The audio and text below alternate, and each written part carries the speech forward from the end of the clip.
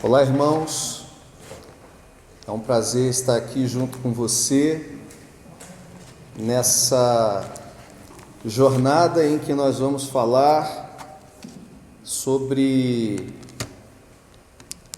questões concernentes à família cristã nesses tempos de pandemia. Eu falarei nesse dia sobre o tema do tédio no isolamento. E a proposta que eu desejo realizar hoje é falar sobre suas causas, consequências e a sua relação com a dinâmica da família cristã. Para isso eu queria começar fazendo a leitura do texto de Efésios, capítulo 5, a partir do verso de número 21, até o capítulo 6, verso 4. Diz assim: sujeitando-vos uns aos outros no temor de Cristo, mulheres, cada uma de vós seja submissa ao marido, assim como ao Senhor. Pois o marido é o cabeça da mulher, assim como Cristo é o cabeça da igreja, sendo ele mesmo o Salvador do corpo. Mas assim como a igreja está sujeita a Cristo, também as mulheres sejam em tudo submissas ao marido. Maridos, cada um de vós ame a sua mulher, assim como Cristo amou a igreja e a si mesmo se entregou por ela, a fim de santificá-la, tendo-a purificado com o lavar da água pela palavra, para apresentá-la a si mesmo como igreja gloriosa, sem mancha nem ruga, nem qualquer coisa semelhante, mas santa e irrepreensível. Assim, o marido deve amar sua mulher como ao próprio corpo. Quem ama sua mulher, ama a si mesmo, pois ninguém jamais odiou o próprio corpo, antes alimenta-o e dele cuida, e assim também Cristo em relação à igreja, porque somos membros do seu corpo. Por isso o homem deixará pai e mãe, se unirá à sua mulher, e os dois serão uma só carne. Esse mistério é grande, mas eu me refiro a Cristo e à igreja. Entretanto, cada um de vós ame sua mulher como a si mesmo, e a mulher respeite o marido. Filhos, sede obedientes a vossos pais no Senhor, pois isso é justo. Honra teu pai e tua mãe, este é o primeiro mandamento com promessa, para que vivas bem e tenhas vida longa sobre a terra. E vós, pais, não provoqueis a ira dos vossos filhos, mas criai-os na disciplina e instrução do Senhor. Vamos orar? Pai querido, eu quero apresentar nossa meditação nesse dia e pedir que o teu Espírito nos ilumine a mente, nos abra o coração, e a tua palavra possa encher toda a nossa casa, possamos avaliar como tem andado a nossa vida à luz da tua palavra e possamos, ó Deus, pela tua graça, cumpri-la em nome de Jesus. Bom, eu estava fazendo uma pesquisa sobre essa relação das pessoas com o chamado tédio. E eu descobri que é um assunto amplamente falado e que não é um fenômeno, obviamente, recente. Certo professor de história grega de uma universidade no Canadá, eu estava lendo, diz que indivíduos das civilizações antigas também ficavam entediados quando não tinham algo interessante para fazer. Existem, inclusive, grafites antigos sobre o tema em um sítio arqueológico na cidade de Pompeia, na Itália. Há também a definição de tédio por parte de outras perspectivas. O dicionário online, por exemplo, diz que tédio é o sentimento de aborrecimento, nojo, desgosto, sentimento enfadado provocado pela demora no desenvolvimento de alguma coisa, sentimento de aversão, de desgosto, sem causas aparentes. Outro professor da cidade de Ontário sugere que o tédio é uma experiência de querer, mas não conseguir se envolver em uma atividade satisfatória. No exercício de imaginação, por exemplo, tomemos o exemplo de Noé e sua família na arca. Do chamado à construção da arca, o texto bíblico nos dá um tempo de 100 anos, realizando a mesma tarefa. Depois disso, Noé, com a sua família, passa mais de um ano dentro da arca, cerca de 377 dias, segundo alguns autores, segundo alguns estudiosos e comentaristas do Antigo Testamento. Eles dizem que foram 7 dias dentro da arca, esperando o dilúvio. Depois, um período de 150 dias em que entre o tempo em que chove e as águas continuam prevalecendo. Depois mais 150 dias para essas águas baixarem, segundo toda a narrativa bíblica. E posteriormente mais 70 dias até que a terra estivesse totalmente seca e aquela pomba voltasse com uma prova de que Noé poderia sair da arca com sua família. Foram 377, ou pelo menos mais de um ano de confinamento e isolamento social, onde as pessoas haviam morrido, e aquela família se encontrava confinada naquela arca. Embora talvez você possa pensar assim, mas trabalho era o que não faltava lá dentro. Contudo, se a gente levar em consideração o que diz esse professor da cidade de Ontário, que tédio é uma experiência de querer, mas não conseguir se envolver com uma atividade satisfatória, é bem provável que a rotina daquelas atividades não satisfatórias já tivesse gerado esse sentimento também àquela família, provavelmente assim como você tem experimentado junto com a sua família, dentro da sua casa, nas rotinas do lar, sem estímulos externos. Num outro artigo, um periódico da internet, certo autor diz que o tédio é, se não causado, potencializado pela falta de recursos internos. E isso aqui eu achei muito interessante. Foi uma coisa que me chamou a atenção.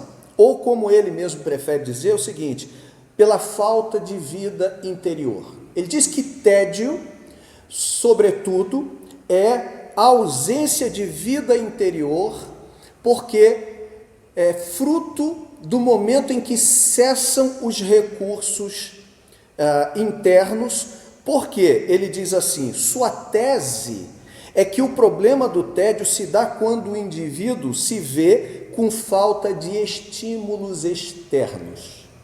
E ele não tem, então, recursos internos. E é muito interessante, pense comigo, para ele, sobretudo como fruto do tempo em que nós vivemos, as pessoas estão hiperestimuladas. Saídas, passeios, trabalhos, cinema, projetos, diversão, entretenimento diversos criaram uma geração acostumada com o excesso de estímulos externos. Eu posso dar exemplo, por exemplo, de um amigo psicólogo, em que nesses dias ele postou numa das suas redes sociais pessoas que nunca malharam reclamando que não podem ir agora à academia. Pessoas que nunca gostaram de sol agora reclamam que não podem ir à praia. Pessoas que sempre tiveram um estilo de vida doméstico agora reclamam que não podem sair às ruas. Portanto, o que ele diz é que, unido a essa fala desse periódico, eu diria que nós estamos de fato sofrendo não pela ausência de talvez todas essas atividades, mas pela ausência dos estímulos por elas provocados. Para uma geração então viciada em estímulos, o cessar abrupto desses torna-se um importante motivo para o tédio e para o conflito. E é sobre isso que eu queria falar, sobretudo o conflito dentro do lar.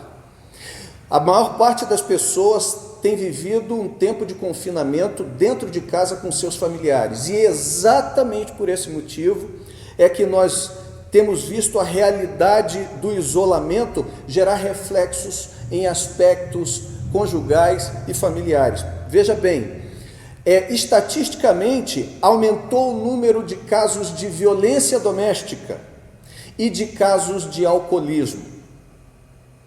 Homens têm agredido mais as suas esposas, aqueles que são violentos e tendenciosos, quer pelo uso ou abuso de álcool, quer pelas suas estruturas psicológicas. Esses casos têm aumentado. Fora isso, também tem aumentado o número de divórcios, justamente por causa do atrito constante das pessoas da casa. Tem aumentado também o número do afloramento de psicopatologias.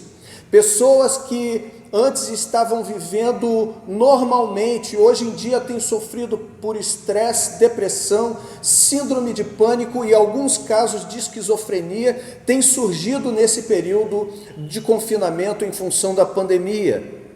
E fora isso, infelizmente, o aumento dos casos de suicídio, até em função de todo esse desequilíbrio emocional que tem sido gerado por causa desse isolamento, por causa dessa pandemia. Portanto, diante dessa sociedade altamente tecnológica, hiperestimulada, que tem sofrido essas consequências oriundas desse isolamento, eu gostaria de refletir como deve se portar a família cristã nesse tempo. Porque o que nós precisamos avaliar é que a proposta que as Escrituras nos dão, ou nos dá, é de que, independente das circunstâncias externas, Deus espera de nós uma atitude que seja constante no que se refere à sua palavra, à obediência a ela e à nossa atitude. Portanto, o texto que nós lemos, a partir do verso 21, e eu fiz a questão de fazer a leitura a partir do verso 21 de Efésios capítulo 5, porque segundo alguns estudiosos, a perícope, ou seja, a passagem, teria o seu início ali, sendo que a máxima então passa a ser numa sujeição mútua de um ao outro, numa sujeição mútua, debaixo do temor de Cristo. Mulheres, maridos, ou seja, esposas e maridos, e pais e filhos, nessa relação de interação, devem então seguir os seguintes princípios. Paulo então estabelece quais são, e eu queria falar um pouquinho disso com você. No relacionamento conjugal, Paulo propõe que na relação entre maridos e esposas, ele propõe o dever das esposas e o dever dos maridos. O que possivelmente tenha motivado Paulo nessa fala aqui, escrevendo aos Efésios, provavelmente foi a proeminência de uma divindade feminina e uma proeminência da figura feminina na sociedade dos Efésios, em função da divindade chamada Diana. Nós sabemos que aquelas que serviam a Diana eram praticamente iniciadas à prostituição cultual, como uma forma de culto. E se por um lado havia proeminência feminina nessa sociedade devido às mulheres serem divinizadas por causa de Diana, essa divindade feminina, por outro lado, eram mulheres desvalorizadas e tratadas como objetos sexuais, como instrumentos de culto apenas. Então, se por um lado parecia que essas mulheres tinham certa proeminência, por outro lado, essa proeminência era em função da sua utilização apenas como objeto de culto, como objeto de prazer. Portanto, o que Paulo então propõe em primeiro lugar, sobre o dever das esposas no trato da vida cristã. E sobre isso ele diz que elas devem ser submissas aos seus maridos, porque o argumento teológico de Paulo é que o marido é o cabeça da mulher, conforme diz no verso 23. Óbvio que é muito mal interpretada a expressão submissão, porque hoje a gente tem, por um lado, um autoritarismo masculino, onde as pessoas vão chamar não de masculismo, mas deveria ser, né? Onde há a proeminência do homem e um autoritarismo cego, onde a violência, onde o homem sobrepuja a mulher, desvaloriza a figura feminina. Por outro lado, o movimento feminista, ele é tão ruim contra, porque ele puxa para o extremo oposto, transformando a mulher também agora numa espécie de igual ao homem em todos os aspectos, o que pela própria estrutura genética já nos difere. Portanto, nas circunstâncias da família, a palavra de Deus diz que a mulher sujeitar-se ao marido significa que ela deve estar debaixo da missão que Cristo deu a este, da missão do seu marido. Significa então que essa aceitação dessa missão, ela acontece de coração com as decisões tomadas, e ela se propõe a cooperar com o marido, diria assim, prestar uma obediência inteligente. O que isso significa? Significa dizer que todos os princípios que não afetarão a palavra de Deus, que não afetarão a sua saúde, a sua segurança, a dos filhos e o bom senso, precisam ser, pela mulher cristã, respeitados. Preste atenção, nós temos de levar em consideração que na relação entre marido e esposa, nós não temos uma terceira via para se definir a respeito de uma questão em conflito. Alguém precisa ter a palavra que vai determinar as coisas quando há um conflito e não há um consenso.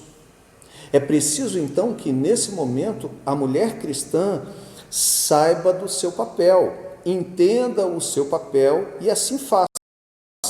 Nesse quesito, então, por exemplo, quais são os pontos de atrito na relação entre esposas e seus maridos quando essas não compreendem o seu papel? Primeiro erro, quando ela é omissa, quando não compreende e não cumpre o seu papel de adjutora, adjunto, aquele que está ao lado, aquela que é uma pessoa que compartilha da vida e deve compartilhar também das decisões. Então, a gente tem visto isso, muitos casos de omissão, são pontos de tensão, onde a mulher simplesmente se exime de toda e qualquer responsabilidade, achando apenas que o seu papel se refere a questões domésticas, a questões do lar, e todas as demais decisões e sobrecargas devem vir apenas sobre o seu marido. Isso tem sido ponto de tensão na vida de muitos casamentos. Por outro lado, o lado oposto é quando esta se torna, nas palavras de um amigo meu, pastor, sargentona.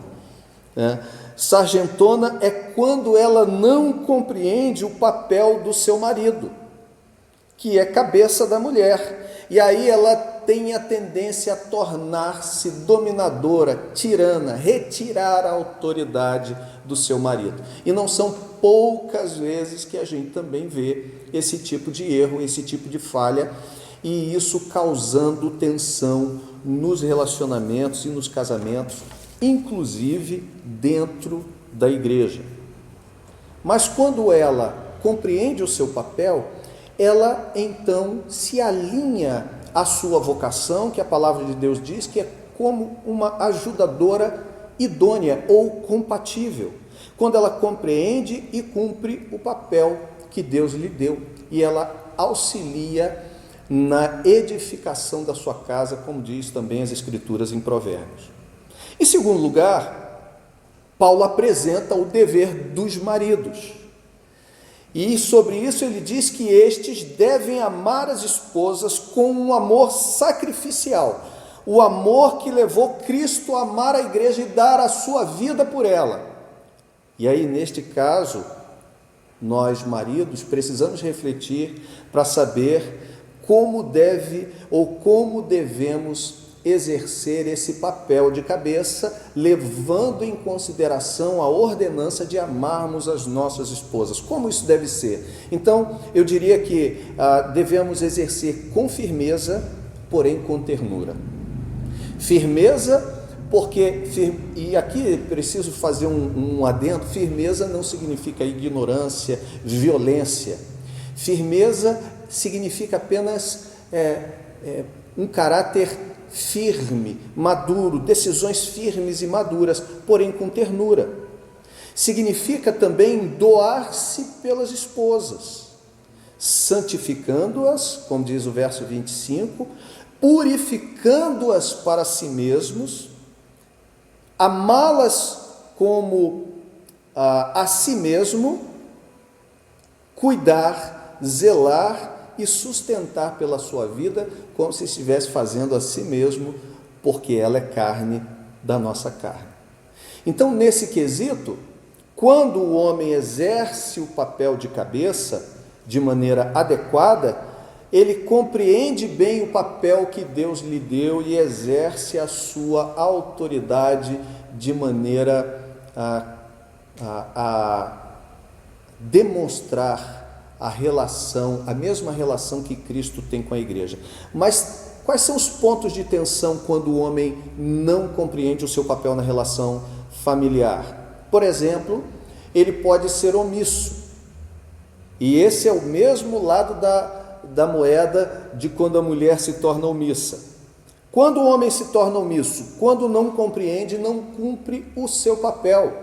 E nós temos visto uma geração que tem crescido e se tornado de homens que têm se tornado totalmente omissos quanto ao seu papel, na edificação do seu lar, na educação dos seus filhos. Homens que têm achado que a sua única função é trabalhar fora, coisa que as mulheres hoje fazem muito bem e auxiliam e cooperam e caminham juntamente com muitos homens na relação familiar, também no aspecto profissional, mas alguns acham que o seu dever é apenas granjear, conquistar o recurso externo, trazer para dentro de casa e depois deixar tudo nas costas da sua esposa. Como professor de seminário, eu tenho visto não poucas vezes, quando casais estudam comigo, eu faço às vezes a pergunta e recebo uma resposta surpreendente, quando eu pergunto assim: quem define as coisas na sua casa? E não são poucas vezes que as mulheres, e somente elas, com seus maridos lá, dizem assim: quem resolve tudo sou eu. Eu fico estarrecido. Não esperava que ele, o marido, dissesse: quem resolve tudo sou eu. Mas também não esperava que a mulher dissesse isso. E aí, geralmente eu pergunto, né? Mas como é que é essa história? E certa vez um deles disse assim para mim: não, é isso mesmo, quem manda lá em casa é ela, quem resolve tudo é ela, quem educa as crianças é ela, a única coisa que eu faço é trabalhar e trazer o dinheiro para casa.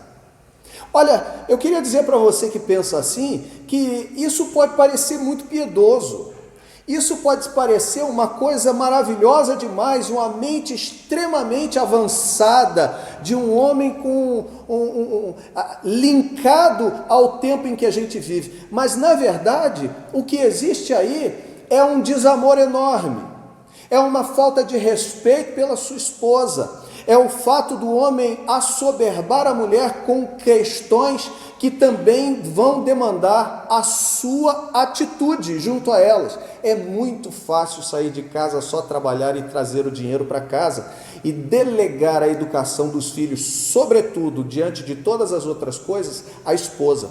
Porque o que eu tenho visto no trato pastoral é que quando chega lá na frente e a gente encontra uma série de problemas na família, geralmente há sempre um dedinho acusador do marido dizendo: mas a culpa foi dela, porque ela não fez isso, não educou da maneira tal e tal e tal. Pode parecer piedoso, mas o preço a ser pago por isso é muito alto pelas mulheres. Por outro lado, o homem pode ser também cabeçudo.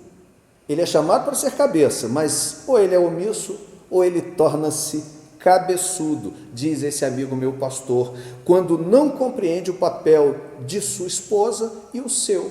E aí ele torna-se dominador, tirano. E também não são poucos os casos que a gente vê disso. O desequilíbrio está aí às portas, né? 3x4. Outros que dizem: não, só quem resolve sou eu, quem manda sou eu, quem define sou eu. E não é isso que as Escrituras nos apontam. As Escrituras nos apontam para que as mulheres tenham uma sujeição aos seus maridos, compreendendo o seu papel, cooperando com eles, estando debaixo de sua missão, aceitando de coração as decisões que são tomadas, prestando esse companheirismo inteligente. E os homens exercendo a sua função de cabeça com firmeza, com ternura, amando suas esposas, santificando-as, dando a vida por elas, purificando-as, amando-as como Cristo amou a igreja. Na relação familiar entre pais e filhos, e aqui eu caminho para o final, então Paulo coloca duas questões. Primeiro, o dever dos filhos para com os pais. E isso ele diz lá no capítulo 6, versos 1 a 3, os filhos devem ser obedientes aos pais no Senhor. Isso significa que qualquer coisa que não fira os princípios do Senhor devem ser obedecidos pelos filhos, mesmo a pais não crentes, sobre tudo isso. Jovens se convertem, os pais não são crentes, e muitas vezes eles acham que não devem mais obediência a seus pais, porque esses não têm a mesma visão que eles. Não é assim. Deus instituiu os pais para serem guardadores dos filhos, educadores dos filhos e autoridade sobre os filhos. Se os princípios que estão sendo estabelecidos na sua família não ferem os princípios de Deus, da boa convivência, da saúde, da vida, então você deve sim submeter-se a seu pai. Honrar pai e mãe, inclusive aqui os responsáveis, os que exercem os papéis de pais na ausência deles, é um dos princípios de Deus, um dos mandamentos que Deus deu a Moisés no Sinai, lá em Êxodo capítulo 20, verso 12. E o que significa então honrar pai e mãe? Significa conferir honra, dar crédito ou merecimento, exaltar, levar às alturas, glorificar, dignificar, enobrecer, engrandecer, manter-se fiel a um compromisso, pagar, quitar. Olha só quantas são as qualidades, quantos são os sinônimos: lisonjear, causar orgulho, manifestar ações que denotam respeito ou consideração por alguém. Perceba que são muitos os atributos disso que a Bíblia chama de honrar pai e mãe. E aqui eu queria fazer um apelo para você, a reflexão, você, filho que me ouve. Essas têm sido atitudes suas para com seus pais? Você tem conferido honra a eles? Certa vez eu ouvi uma pessoa dizer, reclamando dos seus pais, que ele não havia pedido para nascer. Eu tenho 50 anos de idade e até hoje eu não conheci uma pessoa que tivesse pedido. Eu sempre procuro perguntar, mas eu não consigo encontrar ninguém. Ninguém pediu, ninguém pede. Todos nós nascemos oriundos de alguma família e devemos ser gratos a Deus e gratos àqueles que nos colocaram na vida.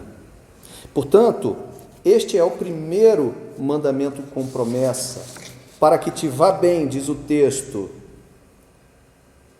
ou seja, vida, empreendimentos, relações afetivas, etc., para que tenhas longevidade, vida longa.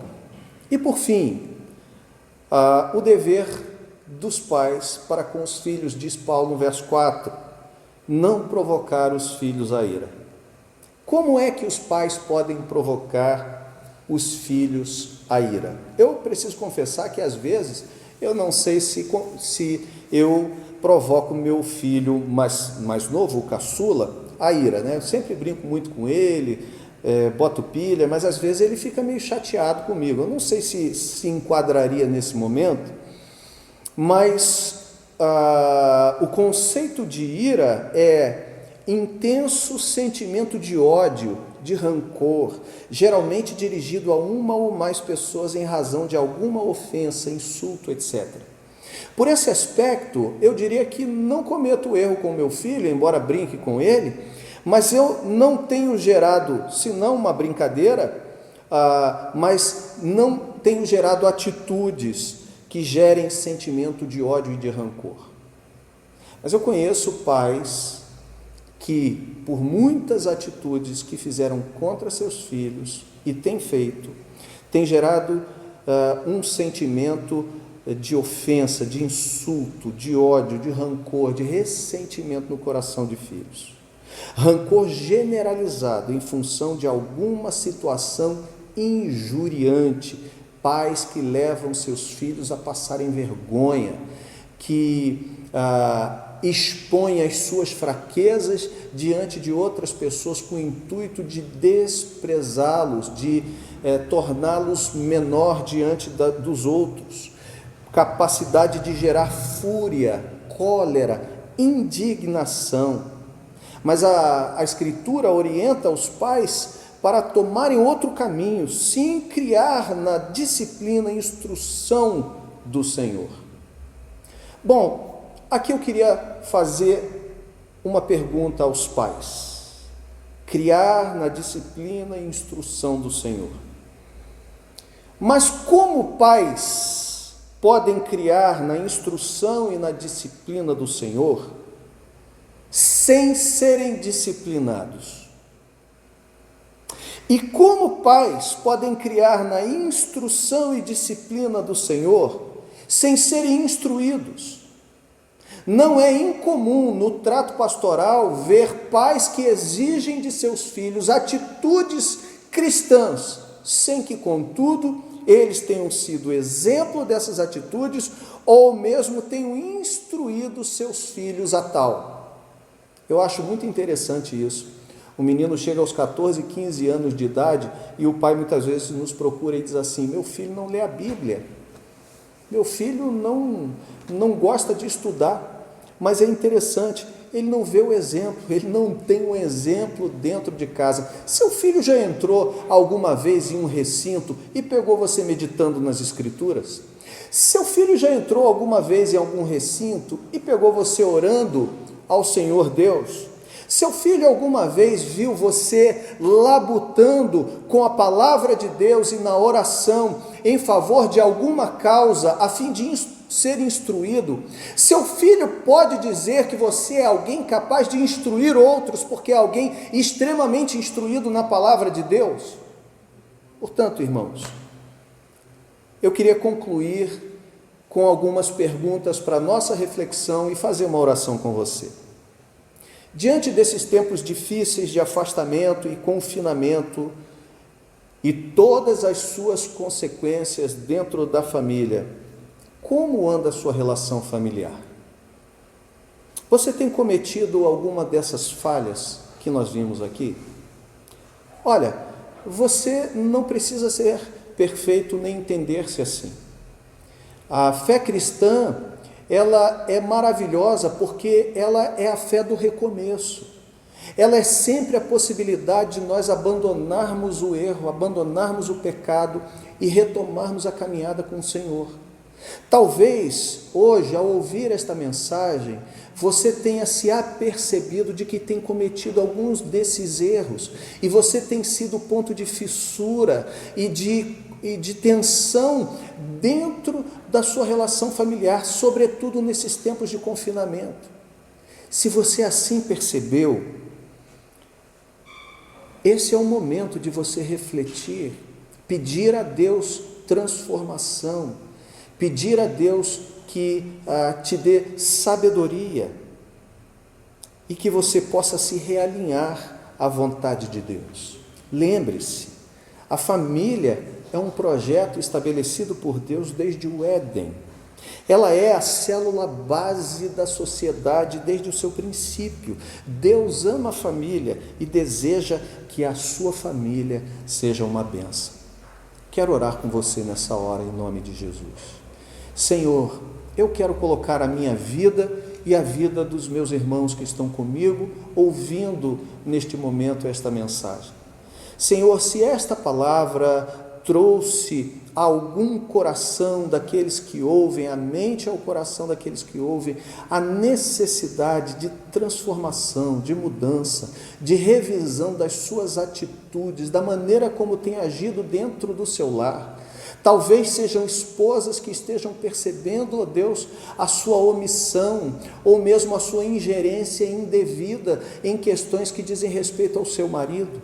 Talvez sejam maridos, ó Deus, que sejam abusivos, sejam abusadores, sejam tiranos, sejam violentos, sejam dados, ó Deus, a um autoritarismo, ou mesmo aqueles que têm se omitido da sua responsabilidade.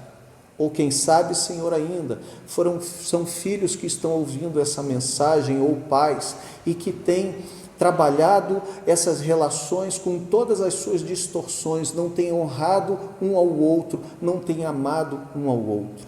Senhor, se isso tem acontecido, e se algum dos meus irmãos tem sentido isso em seu coração, nós oramos em nome de Jesus, para que o Teu Espírito nos ajude, para que o Teu Espírito nos fortaleça, para que o Teu Espírito nos aperfeiçoe à luz da Tua palavra que nós lemos aqui, a fim de que, ó Deus, não somente agora, nesses tempos de pandemia, sobretudo agora, por causa dessa hiperexposição à nossa própria família, mas para que nossa família possa glorificar o Teu nome hoje e sempre. E, Senhor, para que ao término de toda essa pandemia, nós possamos sair como cristãos, com famílias muito mais edificadas, que honrem e que glorifiquem o Teu nome, em nome do Senhor Jesus. Amém.